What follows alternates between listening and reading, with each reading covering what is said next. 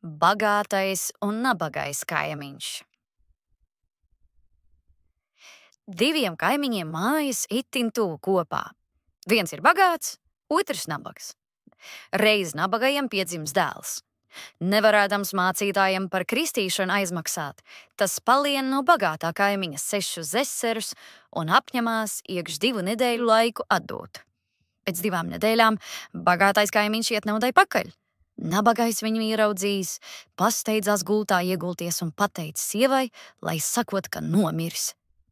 Kaimiņš apskatās mirēju un aiziet, bet pa brītiņam tas griežās atpakaļ, ielien klusu nabaga maizes kambarī un sāk kviekt kā cūka.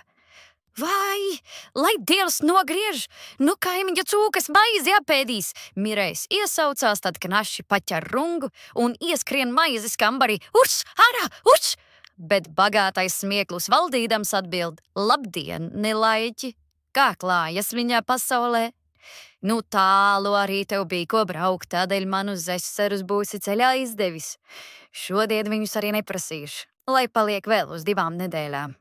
Nabagais saprot šādu valodu.